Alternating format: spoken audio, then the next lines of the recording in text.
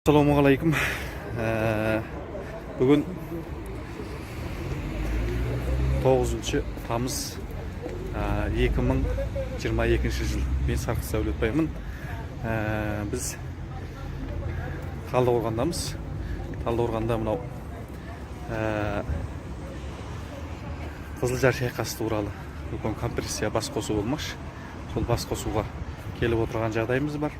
Басқосу 1-2-3 сағатқа созылуы мүмкін.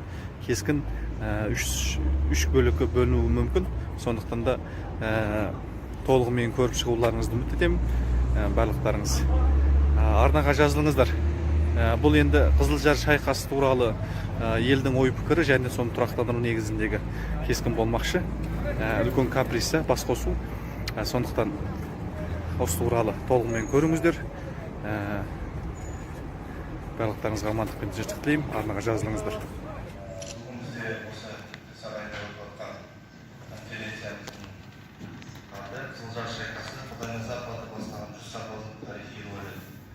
Бұл жерде біздің мақсатымыз бізге аңыз болып жеткен осы Қызылжар шайқасының ақиқат анықтап, батыр бабаларымыз ел қорғау жолында ерлігін өскелең ұрпаққа жеткізу.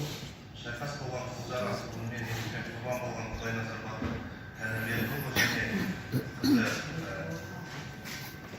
Гүлайым Құдайназар бастаған 100 сарбаз жерлеген жері 100 оба біз бейінді атанған жерді Қазақстан жергілікті маңызы бар қасиетті нысандарды енгізу бастамасы бастап отырмыз. Біз осы маусымда өзіміз сол басына барып шайқас болған жерге барып қайттық. Ерлік асын қойып қайттық. Бүгінгі осы конференциямыз осы сол бастаған жұмысымызға нақты енді бүгінгі бізде жарыс сөздер болады және осындай бір докладтарымыз болады. Бұның сразу регламентін айтып кетейік.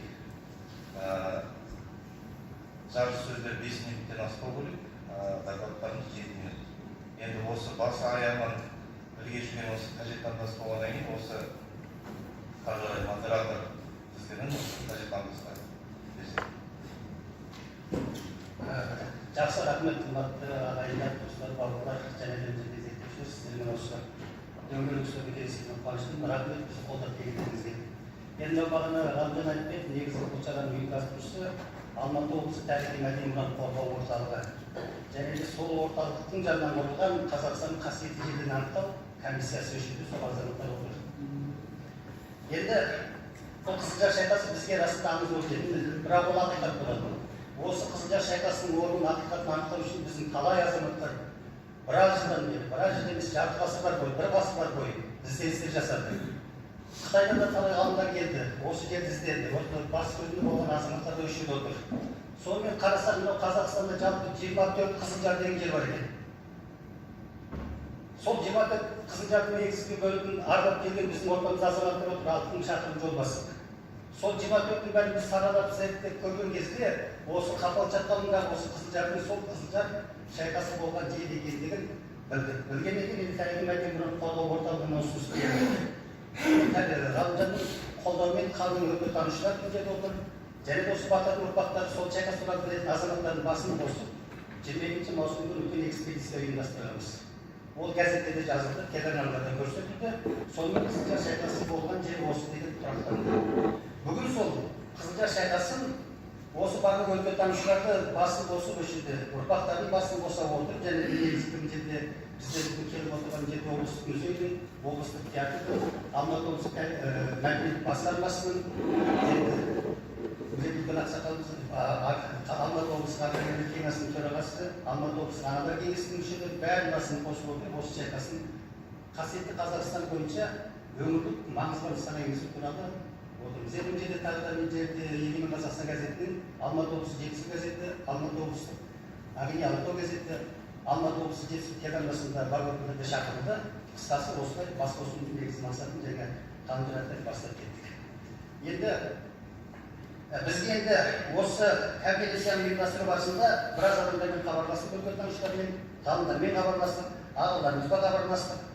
Сонымен біраз адамдар баяндамасын дайындап алып келді, және де бұл конференцияның пленарлық отырысы бойынша мына жерде қазір сөз сөйлейтін бірнеше ағаларымыз бар, әпкелеріміз бар. Алдымен сөз кезегін сол кісілерге беруге рұқсат етіңіздер. Енді алғашқы сөз кезегі Жетісу облыстық академия кеңесінің төрағасы Ербек Келімсейіт ағамыз. Ербек Келімсейіт ағамыз енді бүкіл Қазақстан таниды. Бұл кісі енді ауданның әкімі болды, облысты басқарды, парламент мәжілісінің сенатында депутат ретінде осы Қазақстанда қазір қолданыстағы абай заңды жасаған ағамыз осы қазір Жетісу облыстық ардагерлер кеңесін басқарып отыр. Енді ағамыз шақыруға мақсат осы шайқас ата-баба мұрасын ұрпаққа жеткізу жолында болғандықтан алғашқы сөзімізді Ербек ағамызға береміз. Рахмет.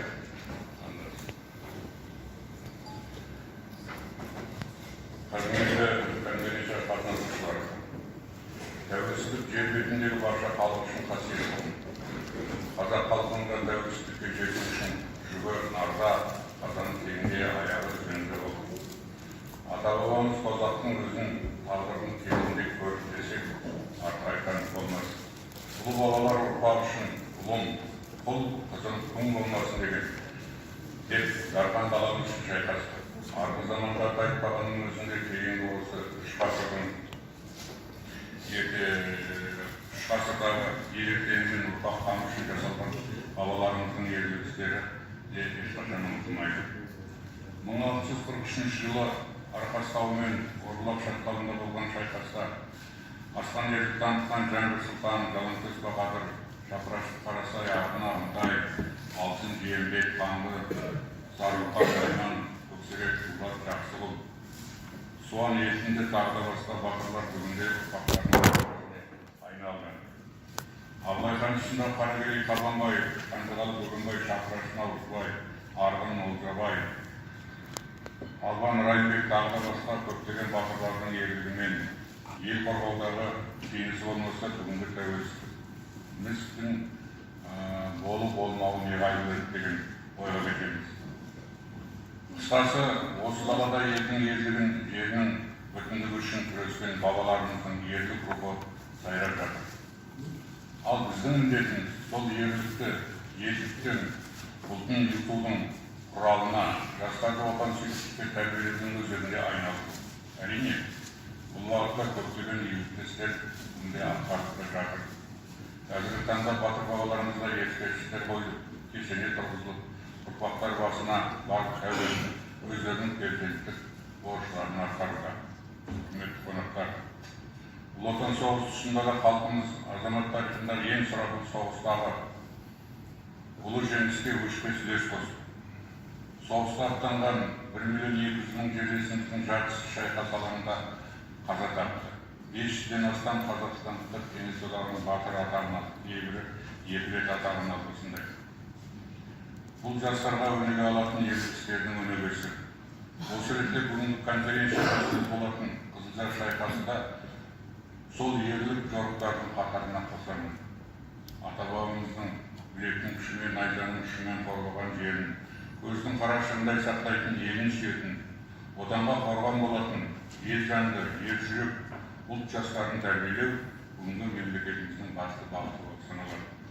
Осы жолда көрген көп қариялар қашанда татулық пен берекенің, даналық пен парасаттылықтың қайнар бұлағы болып келеді.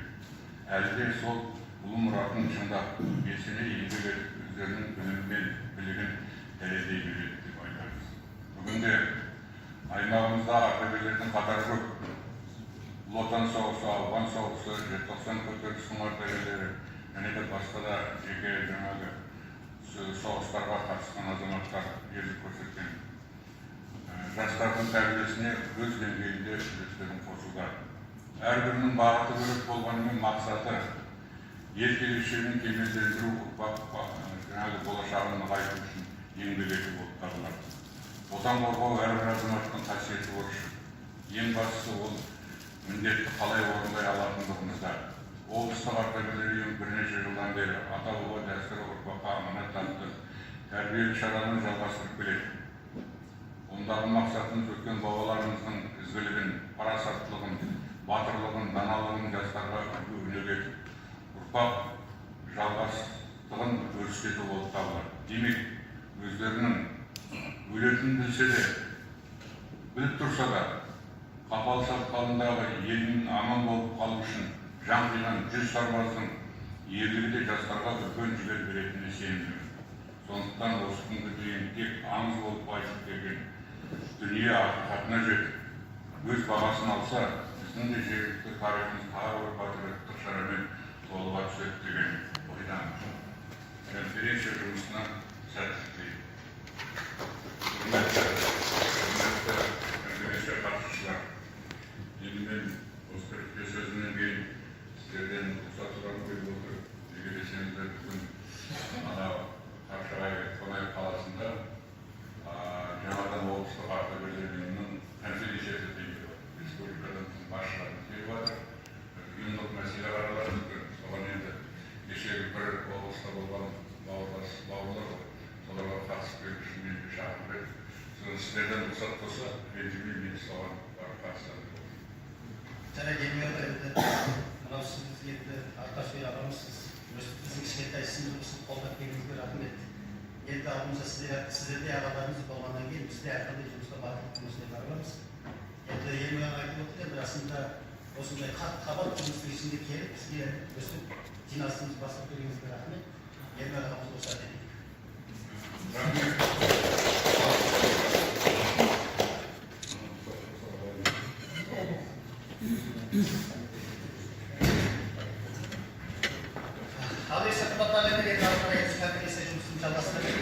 Енді bizim ортамызда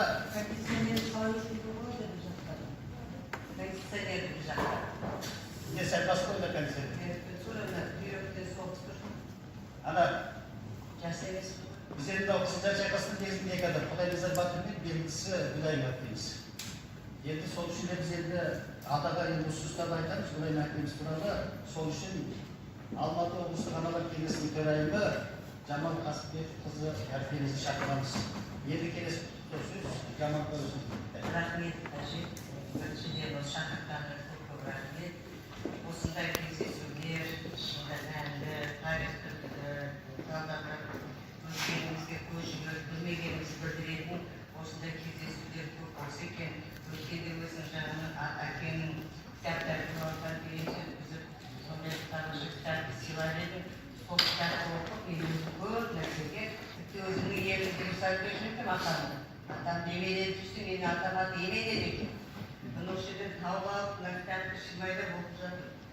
Осы кітапты оқып отырып, шында да біз енді айтамыз, ана өмірдің өсегі дейміз, ана адамдардың анасы дейміз.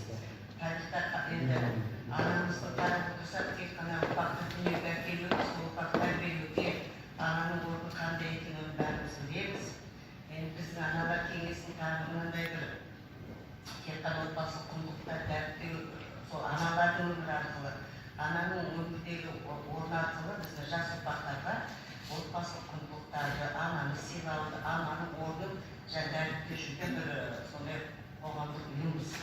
Соның ішінде біз енді көбіне айтатын болсақ, біз енді кеше өзіміз көрген, өзіміз тарихта оқыған Маншүктен әлемді айтамыз.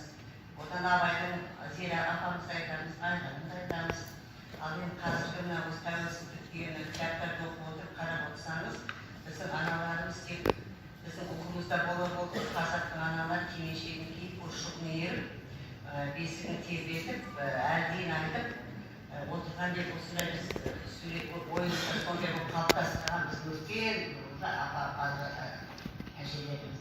Қазір тарихқа қарап отырсақ, біздің аналарымыз сол ер азаматтармен бірдей жаңағы аттан жауға қарсы, оның ішіне біз көп білетін сол жоңғарлармен айтас қой, жоңғарлармен шайқасып. Енді Қабылбайға анамызды да осы уақытта келіп жүргенбіз.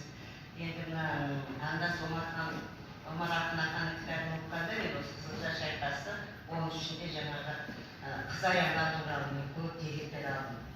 Кейде мен өзім күліп отырып, бұл жерде даже өзіміз отырмыз ғой. Біз Жалайыр атамыз бізге нағашы екен ғой. Неге біз талдықта бірге өмір сүріп жүрміз десе, бұл жерде біз нағашымыз екен. Соны оқып өзім Қызаяңнан сондай жаңағы батылдығы, ерлігі, енді сол Қызаяңнан қараған ұрпақтың батылдығы, ерлігі, жаңағы өзің айтып отырғанда Қызылжар шайқасы, онда сол ананың ұрпақтары, оның ішінде Гүлайым деген жаңағы 18 жастағы қыздың өзінің әкесіменен жоғарыға қарсы шығуы. Кішкентайынан енді біз қазір тағы да айтып кетейін, балаларымыздың бетін тұмшалап жүрміз ғой, кейде көресіз ғой, кішкентай балалар. Ал енді оқитында айтамын, қазақ ешқашан да қыздың бетін тұмшалап, керісінше қыздарын артқа шалқысып, өздерімен бірге жаңағы аңға алып шығып, осы бүкіл әйелдің өмірінен біз көріп отырмыз. Әкесі жаңағы Құдайназар қызын өзімен бірге жаңағы кішкентай күннен анаулата бауырған екен. 10 жасында біріншіде жаңағы қасық атып алған жаңағы оқып біліп отырмыз. Соның әкелерімен бірге жауға шапқан. Міне қазақтың қыздары тұмшаланбаған, атқа мініп, ер азаматтармен бірге, яғни қыздарын өте құрметтеген халық оны жаңағы тұмшалап ұстамаған. Ер азаматтармен бірге еркек баладай жаңағы Амайтбек болуынша қызды тәрбиелесеңдер ол күн болмайды, қыздың күн болмайды дегенде. Сондай бір емін еркін, сондай қыздардың өте жақсы ержүрек тәрбиеленген ата-бабаларымыз. Осы ойлаймын, сол ер азаматпенен бірге, әкесімен бірге, сол жоңға Қызылжарға суында күрескен. Сол туралы қазір айтылатын шығар, мен сізге рахмет айтамын. Осындай тарихи жас оқиғалар туралы біз жинап басымызды қосып әңгімемізді сөйлесеңіз, рахмет сізге. Рахмет сізге. Алдағы уақытта сізбен бірлесіп атқаратын жұмыстарымыз бар, оның соңына сөзімізді қолдау көрсетесіздігін сендіреміз. Енді бұл Қызылжар шайқасы қысқасы Жетісу облысының Ақсу ауданы Қарасу өңірінде болған. Біз осы шайқас анықтау барысында Ақсу ауданының әкімдігі мен Қапал ауылдық жерде Ақсу ауданы әкімінің орынбасары Ғазиз Есжанов келіп отыр. Қапал ауылының әкімі Жалғас Бауыр келіп отыр. Бұл кісімен ақылдастық. Сол Қапал ауылының тұрғындарын 60 қанша тұрғыннан біз қолдаталдық. Сол Қызылжар шайқасы болған жерде 4 атасының берген жеткен қойшы жігіттің сұхбаттары бар еді, оның бәрі біздің арқамызда тұр. Сонымен осы кісімен ақылдаса отырып, сол жерде белгілеген анықтағанбыз. Қазір енді ертең сөз кезегінде біз Ақсу ауданы әкімінің орынбасары Ғазиз Есжанов өзіңізге береміз, сіздер не аяқтап не ойлап жатсыздар, шарамызды қалай келсеңіз. Құрметті конференцияға қатысушылар, біріншіден осылай шақырып, енді Ақсу жеріміз бәріміз білеміз ғой, киелі жерге отырмыз. Ілияс атамыз болған лагерь, Ілияс білесіздер баршаңыз. Және осы Қапал өңірінде бізде Тамшыбұлақ бар, білесіздер. Және Кембатырдың ескерткіші бар, білесіздер. Енді киелі десем артық айтпаспын. Енді Ілияс атамыздың бір жақсы сөзі бар ғой. Өз елін, өз ерлері ескермесе, ел қайдан алса кемін керек демекші. Сіздер бүгінгі осы конференцияны ұйымдастырып, ерлерімізді ұлықтап, елімізді біліп, тарихымызды біліп, сондай бір үлкен үлкен жұмыс атқарып жатсыздар енді. Қажетқандас енді білеміз, сіздер 19 жылдан бері Ілияс атамызды зерттедіңіз. Оның жаңағы журналист болғаны, оның сондай бір жағын көрсете бердіңіз. Сізге ризашылығымыз шексіз. Аудан Жетісу атына, және аудан әкімшілігінің атына.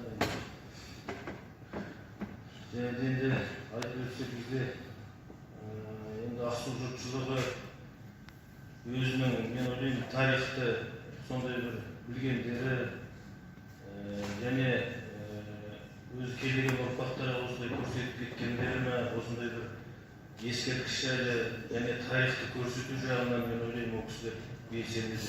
Өздеріңізде көріп отырсыздар. Енді атап айтсақ, өздеріңіз білесіздер, Ілияс Жансүгіровтің 125 жыл бізде 2019 жылы болды. Ол кезде осы меценаттарымыз аудан жұртшылығының ұйымдастыруымен, демеушілігімен, аудан әкімшілігінің ұйымдастыруымен үлкен той өтті. Бұл жерде біз Ілияс Жансүгіровтің үлкен бір ескерткіші қойып, орталық алаңында білесіздер. Одан кейін және біздің мына Бөрібай, Матай Бөрібай деген ұран болды баяғы. Соның ұранның жалғасуы, оған ескерткіш қойды, мына аудан жұртшылығы болып. және бұл жерден жаңағы енді балалар идеясы деп отырмыз енді оны қойып отыр енді. Және де міне осы кеше ғана өтті бізде Сиқым Сыдықтың жаңағы 100 жылдығы, оған міне мектептің алдына бюст қойылды. Енді бұл жұмыстар мен ойлаймын Ақсу ауданында қарқынды жүруде. Енді мен өз аудан жұртшылығыма ризамыз. Осындай міне тарихында әрқашанда бірінші рухани құндылықты бағалайды десе де болады. Енді соны міне кеше ғана тағы да Матай ауылында жаңағы соғыс ардагерлерінің Ұлы Отан соғысында болғандардың үлкен бір меморандум қойылды десе де болады. Мемориал тақтасын. Енді осы мені Ақсу ауданы жұртшылығына мені ең аяққа осы 3 жылдың ішінде мен енді рухани жаңғырумен осы аудан жұртшылығымен жаңағы бір 650 миллионға жаңағы ескерткіш қойылды десе де болады. Енді міне өзімізге ауданымызға келіп міне Қажеке сондай бір ары қарата міне тарихымызды көрсетіп отырсыз. Міне Қызылжар шайқасын міне көрсетіп отырсыз. Артта келе жатқан ұрпақтарымыз бар. Олар енді мен ойлаймын үлкен бір үлгі осындай жүріп жатсыздар. Енді осылай әрқашанда осы көрсете біле беріңіздер. Біз енді қолдай береміз. Енді келесіде мен ойлаймын осы бір ұсынысым бар. Осы айтып кетсем, Тәнеке батырымызды кішкене көтерсек бар деп ойлаймыз. Тәнеке батыр деп тарихты қарасақ үлкен шайқастарда үлкен шаруаларды шешкен батыр десе де болады. Үлкен қазақтың несін. Енді сол кісілерді ары қарай жалғастырса, Қапал өңірінде білесіздер, Қапал қаласы өзі ескі қала, уездный қала десе де болады. Тарихи қала, үлкен тарихи қала. Киелі мекен десе де болады. Тамшылығымыз бар, шыңғылығымыз бар. Енді өстіп жалғаса берсе, нұр үстіне нұр болады. Осы конференцияның сәттілік тілейміз. Ауылдағы жұртшылығын ұйымдастырып әрқашанда дайынбыз. Рахмет сіздерге. Назеке өзінің қолдап бергеніңіз рас емес. Ақсуде ол тарих пен мәдениетте өте бай өңір. Ол жерде әлі ашылмай жатқан қазына өте көп. Мен жаңа Тәнеке батыр туралы айттым. Тәнеке батыр туралы біз де біраз жұмыстар жасап жатырмыз. Кезінде Тәнеке батыр азғана хабарлап айта кетейік. Кенесарының кеңін Қырғызға шаққан кезде арғы беттен 62 келген. Оны бастап келген қазір біздің анықтамыз осы Құдайназар батырдың Есенге Дұрпарған тарихының бір деген батыр болған. Енді бұл жұмыс алдыда біз зерттеп жатырмыз, сол 60 батырын анықтап берсе, оны да осы Тәнеке батырды зерттеу жұмысына қосылатын тың үлес болады деп сенеміз. Тағы да қазір сізбен жасайтын көптеген жұмыстарымыз бар, артық жұмыстарымыз бар, енді оны сол кезде айталық. Ал енді қымбатты көпшілік, енді біз енді уақыт созбай біз неге ауысайық. Бізге негізі бірнеше баяндамашыларымыз бар. Бұл конференция негізінде алдында 28-ші шілдеге ұйымдастырылған. Белгілі себептермен сәл кейінге дағы біраз баяндамашылар келмей қалды, бірақ олардың бәрін біз видеоны көрсетеміз. Қазір негізгі көп сөзбай негізгі баяндамамызды көрсетейік. Ал енді бірінші баяндама осы іс-шараны ұйымдастырып отырған, бізден бірге жүргізген экспедицияға барған Алматы облыстық мәдени тарихи мәдени мұраны қорғау орталығының директоры Ғалымжан Оспанәлиевич. Негізгі тақырыбы облыс аумағындағы киелі орындар туралы. Ғалеке, сөз сізде. Құрметті конференция қатысушылар, бұл жұмыстар енді 2017 жылдан бастап жүргізіліп отыр. Арнайы жұмыс тобы қасиетті нысандарды анықтап жұмыс бастаған болатын. Рұқсат етсеңіздер, мен сол қысқаша сіздерге осы 2017 жылдан бастап жұмыстар, қандай жұмыстар жүргізілетіні жайлы баяндама оқып берсем. Елбасымыздың 2017 жылы болашаққа бағдар рухани жаңғыру атты бағдарлама мақаласында Қазақстанның қасиетті рухани құндылықтарын халық санасына сіңірудің ерекше маңыздылығын айтып өткен болатын. Яғни, бұл дегеніміз қазақстандықтардың рухани жаңғыру әрбір адам жасына, әлеуметтік жағдайына, ұлтына қарамастан өз жерін, ата-бабалардың өз елінің тарихын білуге, үгіттеуге және сақтауға міндетті. Осыған орай 2017 жылы Қазақстанның киелі жерлерінің географиясы жобасы әзірлеу барысында ең алдымен облыс әкімі үкімет жұмыс тобы құрылған болатын. Бұл жұмыс тобының құрамына белгілі географ, тарихшылар, ғалымдар, өлкетанушылар кірген болатын. Қазақстанның қасиетті орындары ретінде ерекше қастерленетін табиғи мәдени мұра, зайырлы және діни сәулет ескерткіштері, кесенелер, сондай-ақ халықтың жанында өшпес із қалдырған тарихи және саяси оқиғалармен байланысты орындар болмады. Сараптамалық кеңестің шешімімен іріктеліп алынатын қасиетті орындар жалпы ұлттық деңгейлі және жергілікті маңызы бар қасиетті нысандар болып екіге бөлінді. Жоғарыда аталып өткен жұмыс тобы облыс аумағында орналасқан киелі орындарды насихаттау, аңыз әңгімелерді жинақтау, фотосуреттерін алу мақсатында 5 бағытта облыс аумағында аудан қалаларға экспедиция шығарылды. Экспедиция нәтижесінде қасиетті нысандар бойынша паспорттар дайындалды. Мәліметтер Нұр-Сұлтан қаласына қасиетті нысандардың деректер базасына ұсынылды. Республика көлеміндегі белгілі ғалымдар мен сарапшыларды іріктеу бойынша Алматы облысынан жалпы ұлттық объекттер тізіміне 17 нысан кірсе, өңірлік объекттер тізіміне іріктеліп 41 нысан енгізілген болатын. 2018 жылы киелі нысандар бойынша қасиетті Қазақстан ғылыми зерттеу орталығымен 2 томдық кітап дайындалып, алғашқы нұсқасы шығарылды. Бұл кітапта Қазақстанның басқа бір өңірлері мен Алматы облысының енгізген республикалық маңыздағы 17 нысан, өңірлік 41 нысан толық мағлұматы, яғни орналасқан жері, анықтамасы, аңыз әңгімесі, зерттеушілер туралы мәліметтер көрсетілген болады. Атап айтсақ, республикалық нысандар қатарына бәрімізге белгілі Жаркент мешіті, Шоқан Уәлиханов тарихи мемориалдық музейі, Шарын шатқалы, Хан Тәңірі шыны, Көлсай көздері, Тамбалы тас Петровсктердің Қойлық қалашығы, Есік қорғандары, Жамбыл Жабайдың кесенесі, сондай-ақ тағы басқа орындар кірді. Ал өңірлік нысандар қатарына жергілікті халық үшін қасиетті киелі болып саналатын орындар енгізілген болады. Яғни Сарқан ауданында орналасқан Өтен тау кесенесі, Алакөл ауданында Есік төре кесенесі, Қаратал ауданында орналасқан Балшық би, Ескелді би, Айту би, Ақсу ауданындағы Байтұлақ батыр, Жамбыл ауданында орналасқан Арасан, Қорасан бұлақтары, Түктібай ата кесенесі, Панфилов ауданында найза тапқан ендік сулары және Әулиеағаш киелі ағашы, Ебеш Қазақ ауданында орналасқан Қараш би кесенесі, Кербұлақ ауданында Шыңғысхан тұрағы, Сәмен батыр кесенесі секілді жергілікті халық кие тұратын тұтатын басына барып тәубе ететін сыйланып орындар енгізілді. Сондай-ақ 2019 жылдың аяғында Алматы облысының осы қасиетті орындар қатарына енгізу үшін қосымша 12 нысан ұсынылып, оның 9-ы қосымша тізімге алынған болатын. Бүгінде Алматы облысында орналасқан қасиетті нысандар тізіміне толықтыру мақсатында жұмыстар әлі де жалғасын табуда. 2019 жылы елбасының халыққа арналған Қазақстан үшінші жаңғыру жаһандық бәсекеге қабілеттілік тақырыбында жолдауында үкіметке цифрлық Қазақстан жеке бағдарламасын әзірлеу және қабылдау туралы берген тапсырмасын орындау мақсатында 2020 жылы ескерткіштерге QR-кодтар орнату жобасы басталды. Облыс аумағында өңірлік қасиетті нысандарға QR-кодтар орнатылды. Бұл енді QR-кодтарды айта кететін болсақ, бұл жаңағы ұялы телефонның бар жерде, егер де связь болса, арнайы мынандай темірде QR-кодтар бар, сол QR-кодқа телефонмен бүйтіп келіп көрген кезде ішіндегі мәліметтер толық шығады. Мысалы, мына Қызылжар шайқасына бұл жерде де телефон ұстайды екен.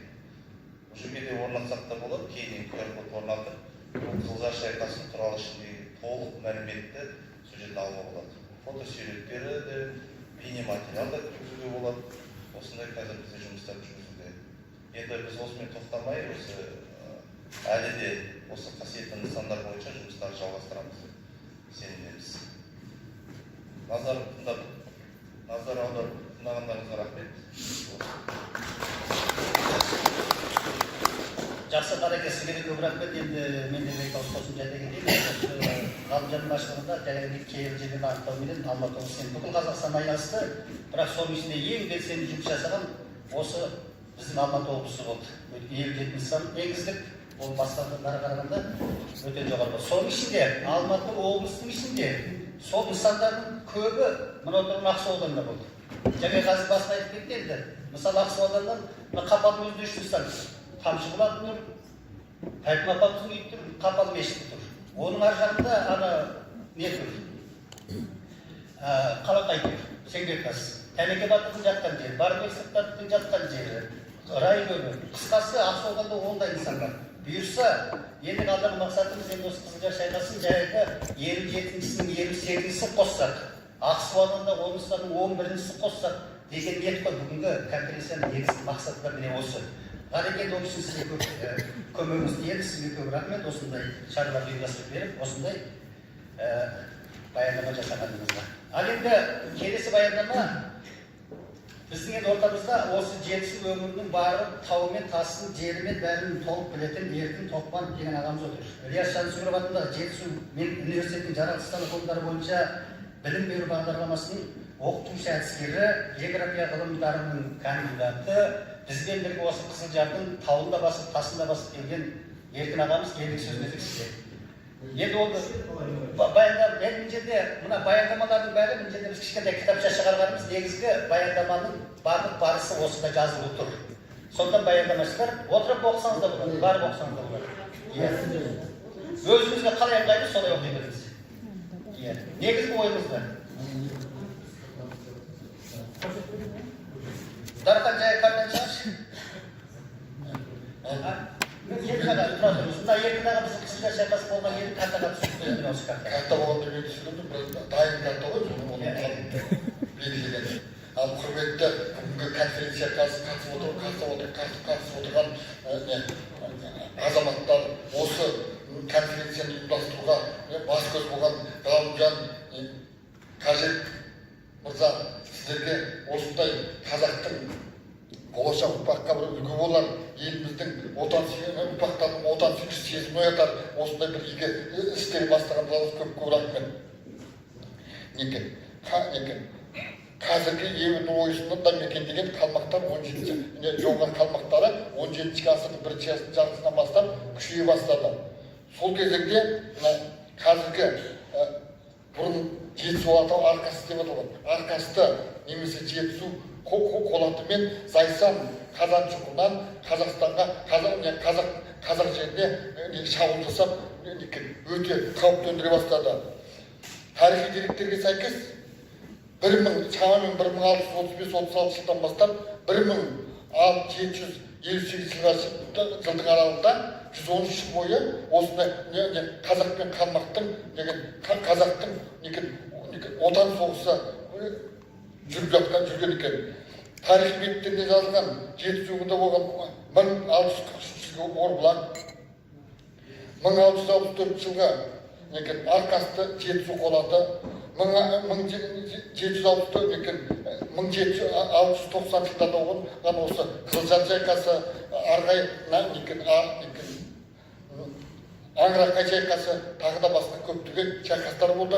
Соның ең соңғысы 1676 жылғы неде болған. Қытайлар мен қазақтардың шайқасы болған. Ол молда бастаған 300 қазақтың сарбазы қазіргі Қамай ауылының солтүстігінде Қызылаш ауылының маңындағы Боржа деген шайқас болған. Болған ең соңғы қазақ пен қалмақтың Қытайдың соғысы болған жер осы. Осылардың ішіндегі көптеген Орбұлақ шайқасы басқа да болған жер кейін ондардың қатарына қосылғанымен 1690 жылдар болған қазіргі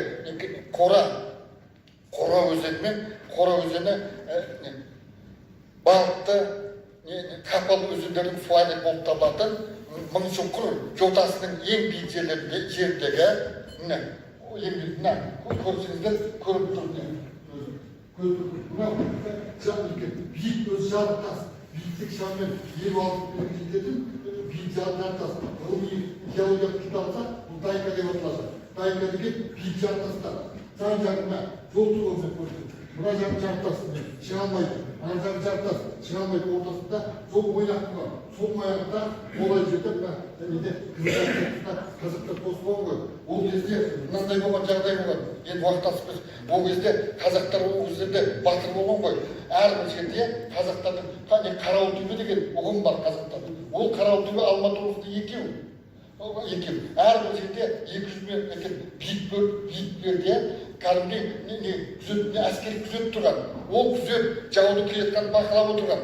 Сіздерге бүгін өтірік шығады, аңыз шығады жоқ, бірақ та су мысалы жетісу қақпасынан кірген нені жауды қарауыл төбеде тұрған түтін арқылы, қолыпта салу арқылы сол нені 1 сағаттық, 2 сағаттық ішінде бүкіл Қазақстанның жетісу аймағында арқаға шейін жеткізген.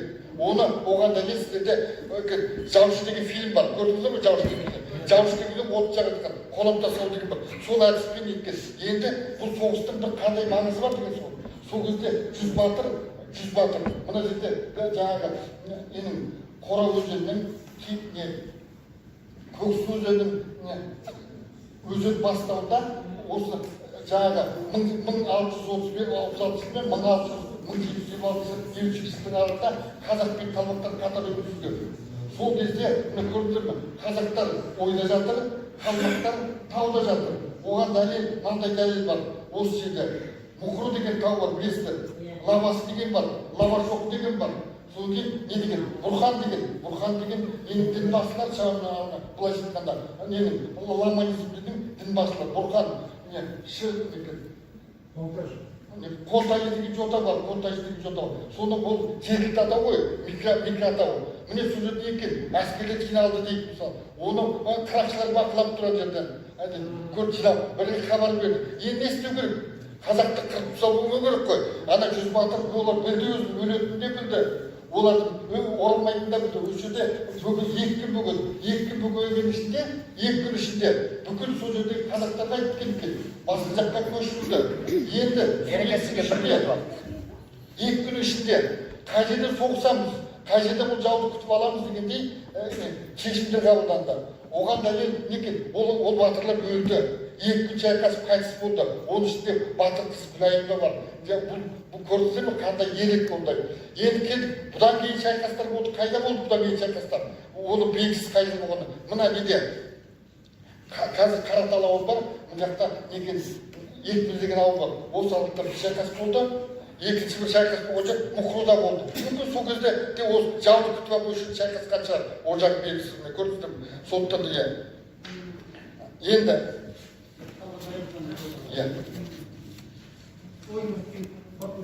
қорытпайсың. Енді бұндай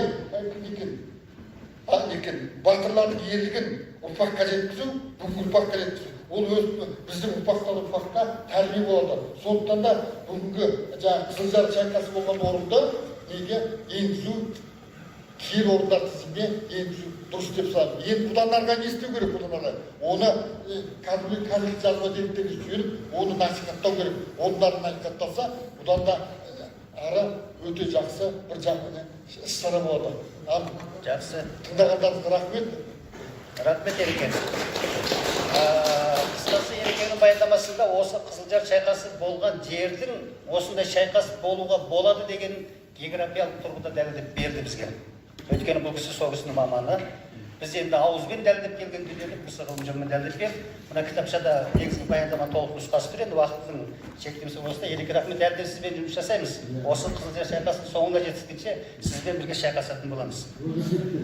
Ал есе қымбатты ағайындар, бағана айттық, біз алғашқы конференцияға дайындалған жан-жақтан келетін қонақтарымыз болған.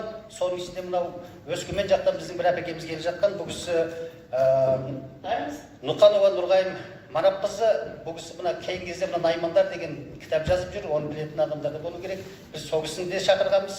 Бірақ енді бұл жолы келе алмай қалды, енді уақыттың тығыздығына байланысты. Бірақ видеомен жолдаған енді өзінің баяндамасын.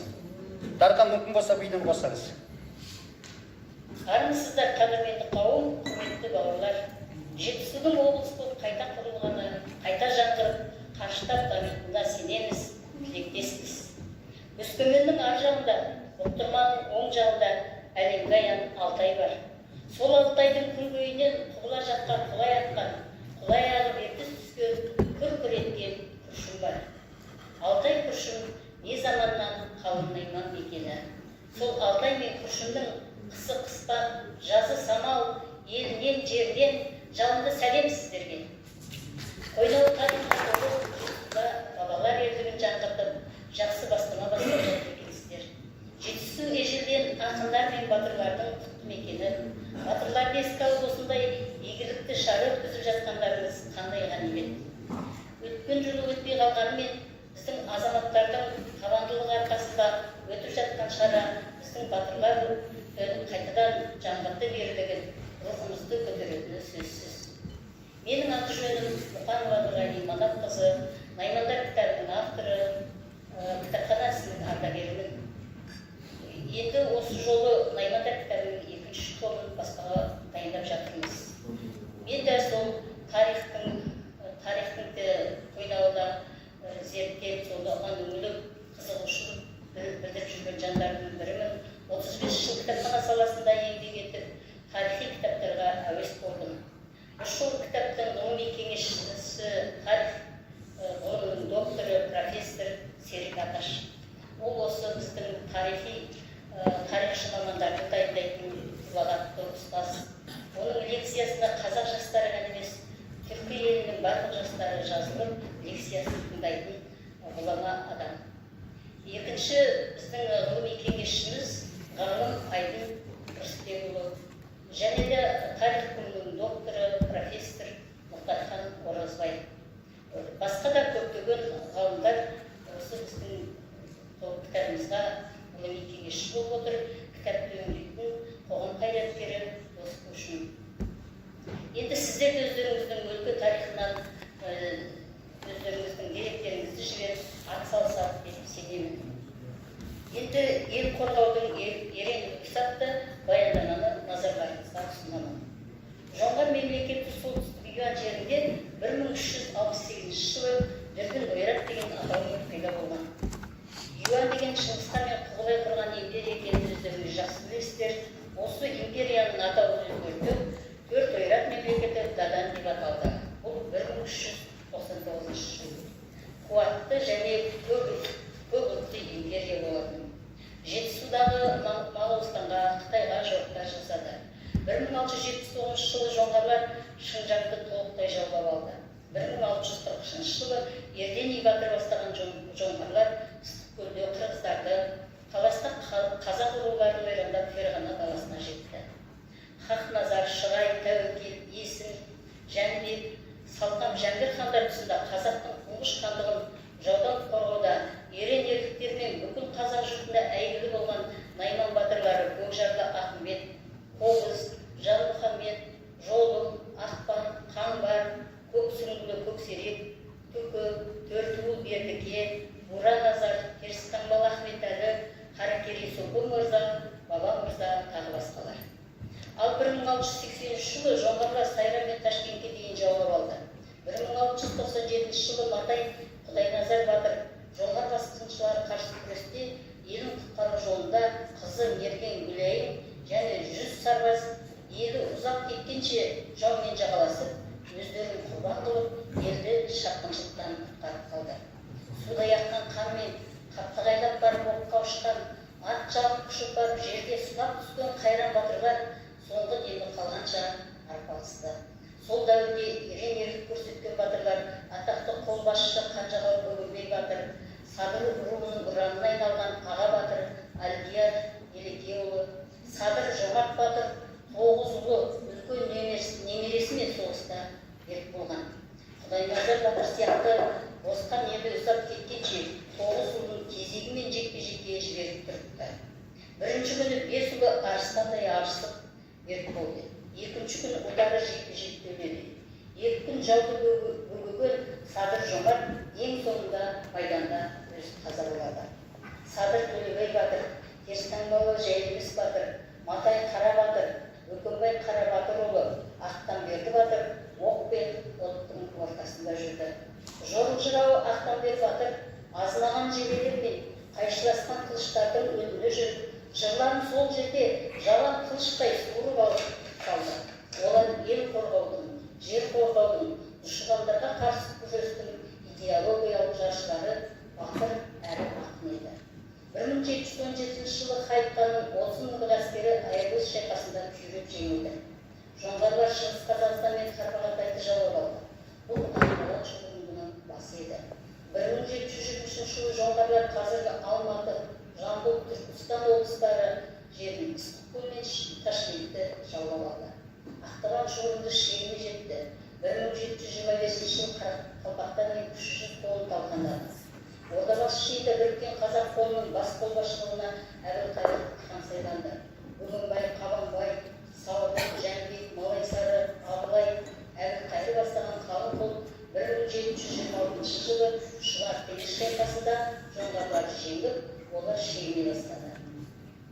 Еуразиялық көшпенділердің екі жолбарысы 1727 жылы Ұлытау қақпасы Білеуітті Бұланты өңіріндегі кең жазында өліспей беріспей айқасқа шықты.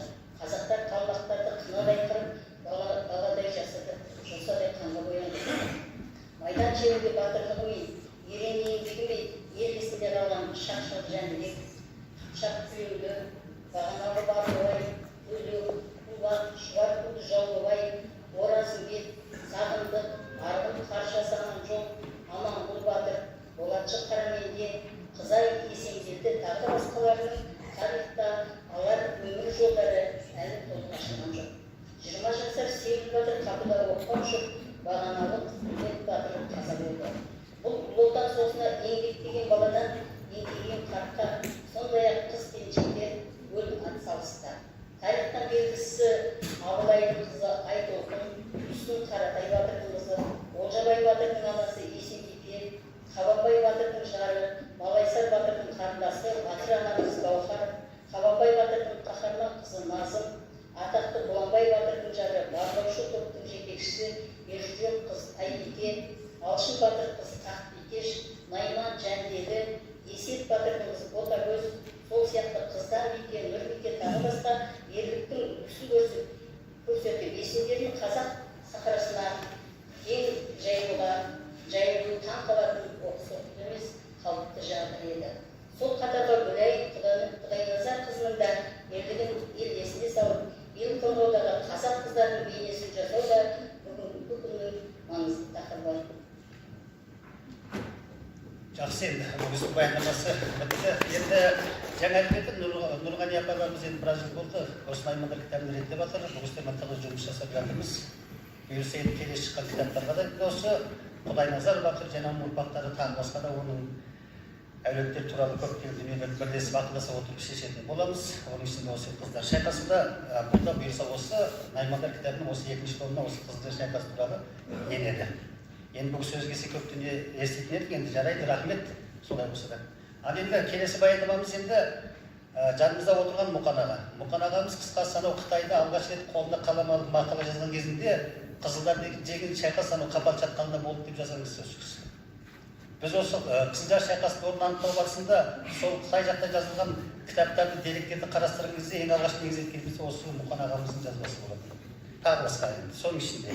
Қазір енді бүгін өзіміздің ісіміз қолдап Мұқан аға келіп отыр. Бұл кісі енді Отандас ел қоғамдық бірлестігінің төрағасы, негізгі қызметі, оның ар жағында Қазақстан авторлар қоғамының төрағасының орынбасары, халықаралық жазушылар қоғамының мүшесі, Халық партиясы Алматы облыстық филиалы төрағасының орынбасары. Қысқасы бұл істің енді бір беттен асып кетеді, енді өсек мына уақытымыз созылып кетеді.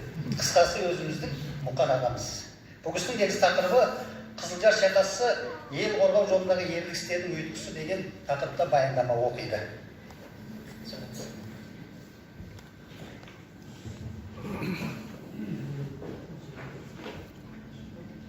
Барлықтарыңызға ассалаумағалейкум. Жаңағы отандаштың атынан емес, Қазақстанның құрметті профессор атынан сөйлеп тұр деп ойламаңдар, өйткені мынау ғылыми талқы болғаннан кейін. Бірінші айтатыным, жаңағы осы шараны ұйымдастырып жатқан барлық жаңағы ұйымдастыру алқасындағы азаматтарға бірден атын білмеймін, барлықтарыңызға рахмет. Сіздердің осындай қолдап, қуаттап, осындай ұйымдастыруларыңыздың арқасында осы іс, тарихи іс өзінің жеңісті шешімді күнде жетейін деп жатыр. Бұның ең үлкен негізі жаңағы біз Қытайдың қазақтары деп айтамыз. Қытайдың қазақтарының ішінде жаңағы 1,5 миллион, 2 миллион қазақ деп айтсақ, олар жаңағы 1807 жылдан дәл қазірге шейін жасап келе жатқан халықтар. Олар ол жерде жасап жатқанменен мына жаңағы көп сандысы 1 миллионға жуық Қызай деген ұруы, ол жаңағы Найманның аталық, Матайдың аталық тармағынан тарайтын, яғни аталықтың бұлай айтқанда немересі деп айтуға болады. Міне осы тұрғыдан келгенде осыған неге шүйлігін зерттеліп жатыр, біз тарихымызды іздеп жатыр деген мәселе осы жерден келеді. Оның үстіне біз Іледе болғаннан кезде 3 атамыз жаңағы сол жерде, 4 ата, 3 ата Тарбағатай, 5 атаға шейін болса, Тарбағатай өңірінде болғанда қалған ата бабаларымыздың барлығының басы, әкемнің басы бар ма дейді ғой, әкеміздің ата бабаларымыздың басы осы жерде жатыр. Қазақ дала заңы және Шыңғысхан заңы, қазақтың Есім хан, Қасым ханның заңдарының барлығында үлкен белгілеме бар. Қазақ даласында әйелдер елден кетсе де ерден кетпейді.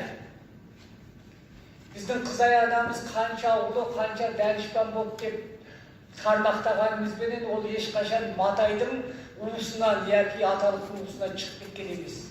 Сол тармақпен бірге жасап, сол тармақпен бірге өмір сүріп, сол тармақпен бірге жайлауын жайлап, қыстауын қыстап отырған. Міне әзіргі Сарқандан бері қарай жатқан аталықтар оның куәсі. Мына мәселеге осы тұрғысынан қарау керек деп ескертіп айтып жатқаным ғой. Енді жаңағы нақты жұмысымызға келетін болсақ, біз жаңағы қажет айтқандай бұл тарихты зерттеген ұзақ жылдар болды. Жаңағы біздің барып қоныстанғанымыздың өзіне 1-2 жыл болса, біз осы 1-2 жылда біздің ата-бабаларымыз бұл тарихты зерттемей қойған емес.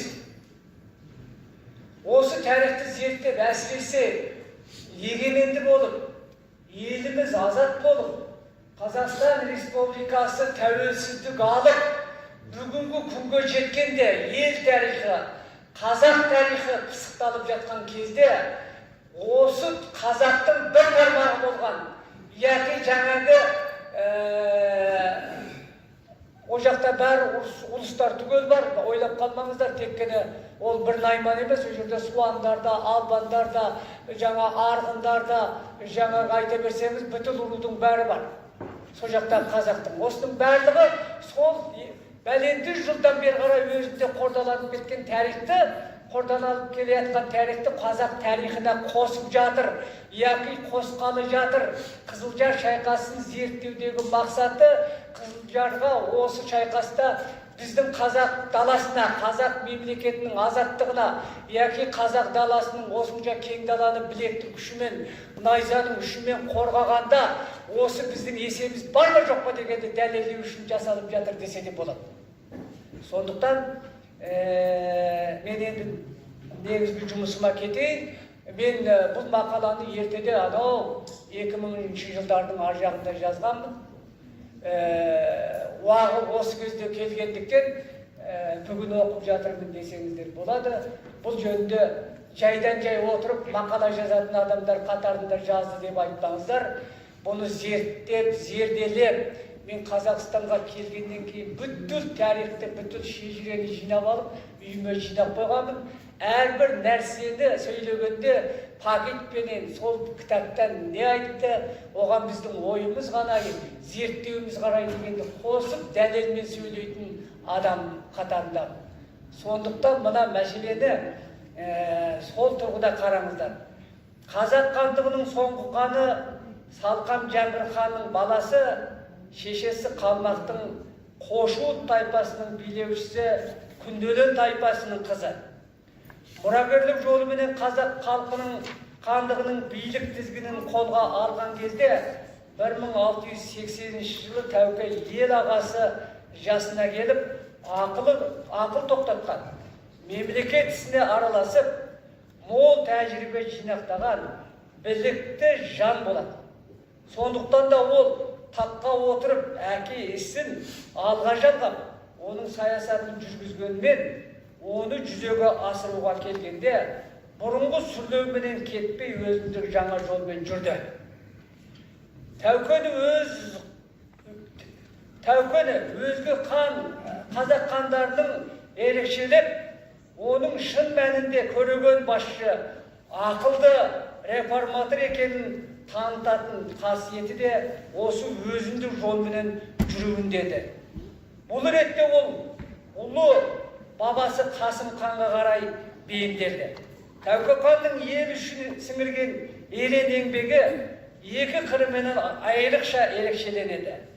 Бірі елдің іргесін аман сақтауда сыртқы саясатты біліктілікпенен жүргізіп, анталаған көп дұшпанға бел алдырмағаны. Екіншісі, елдің ішкі жағдайын реттеудегі саяси құқықтық тәртіпті орнатуы. Ол төңірегіне топтан торы шалдырмайтын, сыртқа сыңар сабақ жіп алдырмайтын, бір ауыз сөзімен жұртты жатқызып өргізетін, беделіменен елдің бірлік берекесін кіргізетін ақыл иелерін жинап, халқын солар арқылы басқарды. Қаптағайдың қара жотасы деп аталатын жотаның баурайында, Қаратал өзенінің бойында Құдайназар Тәңірбердіұлының шаңырағында дүниеге келді. Гүлайым Батырдың тұла бойы тұңғышы, Құдайназар Батырдың тұла бойы тұңғыш қызы, тұңғышы болғандықтан, қоныста отырған ұлы жүз, Жалайыр, Албан, Суан, Найманның әйгілі адамдарын шақырып, түйе сойып, той жасады. Айды түнде нәрестенді қолына алақанына салып, көтеріп тұрып, уа жаратқан ием, тұла бойы тұңғышымның атын Гүлайым қойдым. Қызай анасы сияқты парасатты да ибалы болсын деп тілек тіледі. Батырдың тілегі бойынша тілегі қабыл болып, Гүлайым кішкентайынан ақылды да, зерек, жалынды да, жігерді, кісілігі мол, қайырымды болып ержетеді. Анасы түйін, қызын әдептілікке, ибалылыққа баулыды. Алайда әкесінің садақ жасап, жебе жолып жүргенін көрген қыз әкесіне еліктеп, садақ тартуды үйрене бастайды. Сөйтіп, 9 жасынан бастап садақ тартудың қыры менен сырын игеріп, көздеген жеріне жебені дәл тигізетін болады. Қызының мергендігін көрген әкесі оны аңға ертіп шығып, басында қоян қырғауын атқызып машықтандырды. Гүлайымның 10 жастағы кезі болса керек. Қаратал өзенінің бойлап, аң аулап келе жатқанда, алдарынан арлан қасқыр кездеседі. Құдайназар Батыр садағын тартып қалғанда жебе қасқырдың аяғына тиіп, жалт бұрылып қаша жөнеледі. Осы кезде Гүлайым жебені саумалдап атып, қасқырды сұлатып түсіреді. Бір жолы жетісу жерінде Тәуке ханның қатысуыменен ұлы жиын өтеді. Жиынға Құдайназар Батыр да шақырылады. Жиыннан соң бәйге, палуан, күрес, қыз қуу, көкпар, садақ тарту сияқты ұлттық ойындар, сайыстар ұйымдастырылады. Басқа думан қызып жатқанмен садақшылар нысанаға дәл тигізе алмай әбігерге түсіп жатады. Осы кезде Гүлайым басқарушыға бұл сайысқа қатысуға сұранады. Көпшілік оның сайысқа түсуіне келіскенмен жігерді сенімсіздік қарайды. Жігерді сенімсіздікке қарайды. Сонда Күлайым артынан 3 шебе атып, бәрін нысанаға дәл тигізіп, мерген қыздың дақпырты дүйім елге тез таралады. Мұнан хабар тапқан Тәуекел Күлайымды шақыртып, ризашылығын білдіреді. Осылай күндей толысып, ерісіп келе жатқанда, Қаратал өзенінің бойлап қара шатқалының өрлей Матай еліне жорық жасаған жоңғарлардың қазақ еліне себебінен Күлайымның да елін қорғау үшін атқа қонуына тура келеді. Бұл Күлайымның 18 жасқа жете берген шағы болады. Соғыс дақпырты жетіп, батырлар жиналы бастағанда Күлайым әкесіне жорыққа бірге аттануға рұқсат сұрайды. Бірақ әкесі оған қосылмайды. Сонда Күлайым, елімді, сізді қорғау менің міндетім. Егер сізді елімді қорғай алмасам, қалай бақытты боламын дейді. Жүйелі сөзге жығылған әкесі қызын өзіменен бірге ертіп, соғысқа аттанады. Алдында әкесі қосылмаған, жас қызсың, болашағың алда, гүлдей жайлап өсіп келе жатсың, сен баратын соғыс емес дегендігі себепті қызы осындай жауап берген. Күлайымға осы қанды шайқасқа Құдайназар батырменен бірге аттанған қазақтың 100 сарбаздың бәрі мерт болады. Күлайым 3 тәулікке соғылған соғыста жаудың 3-і де әскерін жамсатады. Аралас шайқаста жебе тиіп, қазақтың батыр қызы Күлайым қайтыс болады. Күлайымға кектенген жоңғарлар түз жасақпенен бірге Күлайымның де сүйегін өртеп жібереді. Кейін батырларын іздеп шыққан ел олардың сүйегін асу басынан тауып, Құдайназар батырдың сүйегін күрке қасқа тісінен, Күлайымның сүйегін өртелмей қалған мұрымынан танып, Құдайназар батырдың қасына жерленеді. Оны кейінгі жұрт 100 оба қыз бейті деп атап кетеді. Әрине, қазақ тарихында ел қорғау жолында ерлік танытқан қыздар аз болған жоқ. Кешегі Тұмар Қаншадан бастап, бүгінгі Әлия менен Мәншүкке дейінгі талай батыр қыздарымыз ерліктің белгісіндей ел жадында сақталды. Өкінішке қарай, елі менен жерін қорғау жолында соғысқа аттанып, және 100 сарбаспен бірге тәулік бойы соғысып, елі менен халқын қорғау үшін соғысып қаза болған Күлайымдей үлкен батыр қыз, 18 жасын, гүлдей жасын құрбан еткен Күлайым батыр қыз бүгінгі дейін қазақ тарихында өз орнын алған жоқ. Бүгінгідей жаңағы батырлардың қатарына қосылған жоқ. Себебі оның үлкен тарихы, үлкен елі арғы жақта кеткендігі болса керек. Бүгінгі күні еліміз азат болып, жеріміз азат болып, тәуелсіздігіміз тұғырына қонып жатқан осы бір тұста Күлайым батыр қызы жаңағы біз аталған батыр қыздардың қасында ерекше қастерлеп, оның басына ерекше күмбез орнатып, аналар мен қыздарымыздың игілік жолында, қазақ даласын қорғау жолында Күлайым секілді жанын аямайтын, өз жанын отан үшін беретін қыз қаһармандардың үлгісі етіп шығуға тиіс деп ойлаймын. Керемет деректер айттыңыз, керемет дүниелер айттыңыз. Қысқасы бұл расында бір ақтаңдақ дүние. Мен енді мынау жетісу газетін естігелі 17 жылдай уақыт болды. Маған көп адамдар іздеп келеді, әкеміздің тарихын жазайық деп, кітабын жазайық деп. Соның ішінде сол әкелердің қыздар келеді. Бір жігіт маған осындай бір өтініш айтып келген жоқ. қысқасы қыз бар әкеге жақын болады ғой. Ал бұны айтпақ деген кезде біздің қазақтың тарихында біз тек еркектердің ғана ерлігін бағалаймыз да, біздің аналарымыздың ерлігі ұзақ жылдар арасында бағаламай келе жатыр. Сіздің айтқаныңыз дұрыс. Осы аналарымыздың ерлігін де бағалайтын, олардың елді қорғау жолында батырлығын насихаттайтын, сол арқылы елдікті, бірлікті сақтаудың жолына түсетін кезеңде келген сияқты.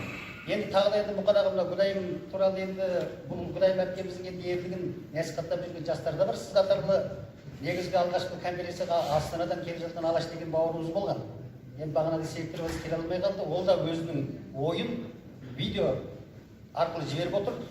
Енді соны тыңдап алайық.